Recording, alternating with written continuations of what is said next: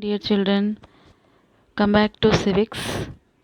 The remaining chapter of civics today we will see. The second way in which Indian secularism works to prevent the above domination is through a strategy of non interference.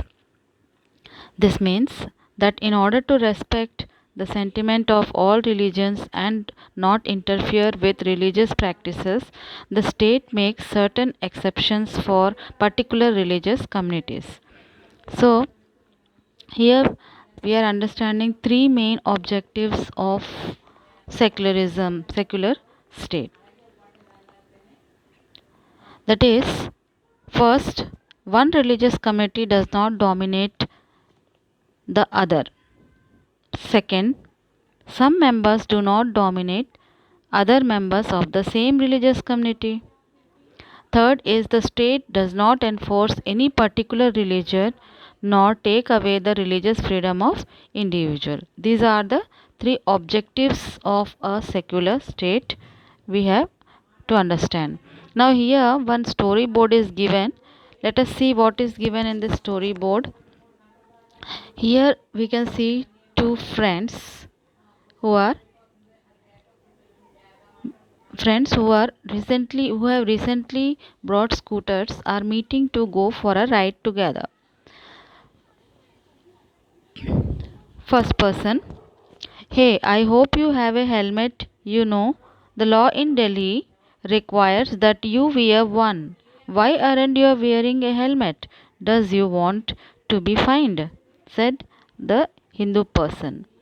Now the next person, who is of Sikh religion, he said, don't worry, I will not be fined. Again, hey, Paramjit, why won't you be fined? For Sikh, wearing a pagdi is a very important part of our religion. The government cannot force me to wear a helmet.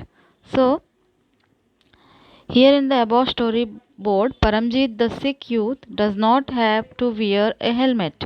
This is because the Indian state recognizes the wearing of pagdi is central to a Sikh religion practices, and in order not to interfere with this allows an exceptions in the law.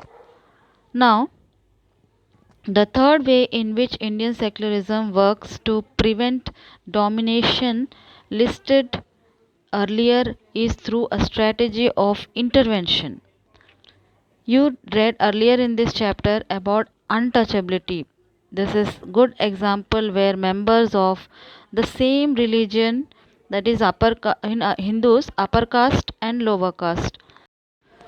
Now the third way in which Indian secularism works to prevent the domination listed earlier in is through a strategy of intervention.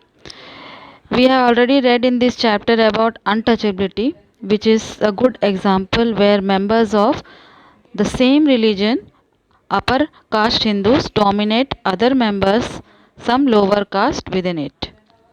So in Hindu religion, the upper caste dominate lower caste. In order to prevent this religious based exclusion and discrimination of lower caste, the Indian constitution bans untouchability.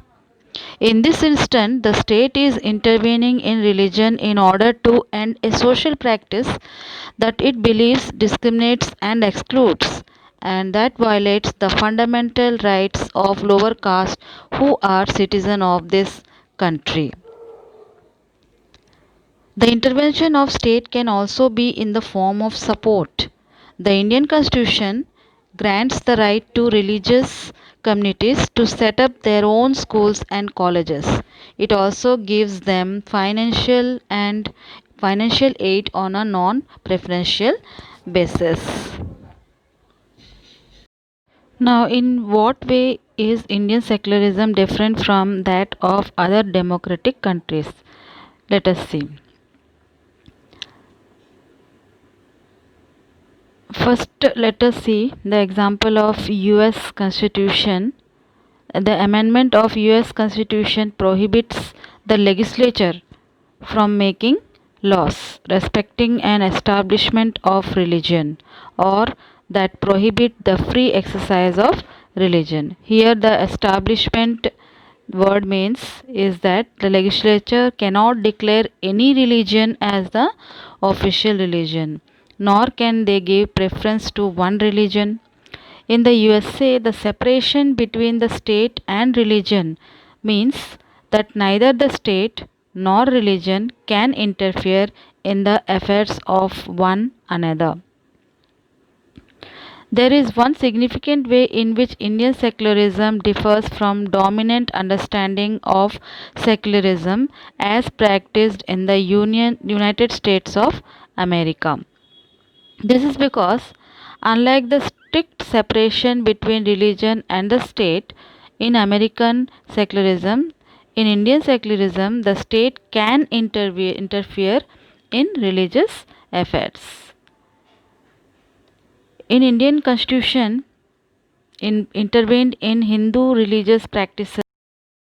Now, there is one significant way in which Indian secularism differs from the dominant understanding of secularism as practiced in the United States of America. This is because, unlike the strict separation between religion and the state in American secularism, in Indian secularism, the state can intervene in religious affairs.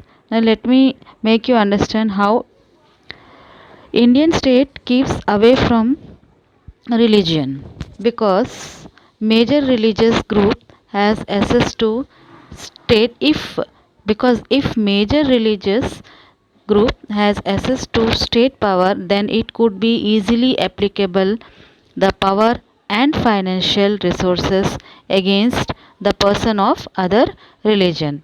The majority could quite easily prevent minorities from practicing their religion. This you have already discussed before. Now, to prevent the practice of untouchability among the Hindus, the Indian constitution bans untouchability.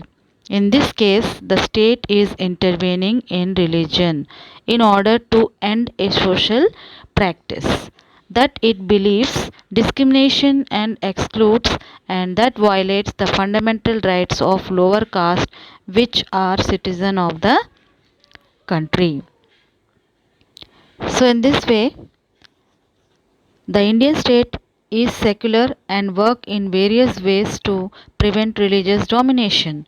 The Indian constitution guarantees fundamental rights that are based on these secular principles. However, this is not to say that there is no violation of these rights in Indian society. Indeed, it is precisely because such violation happens frequently that we need a constitutional mechanism to prevent them from happening. The knowledge that such rights exist make us sensitive to their violations and enables us to take action when these violations take place.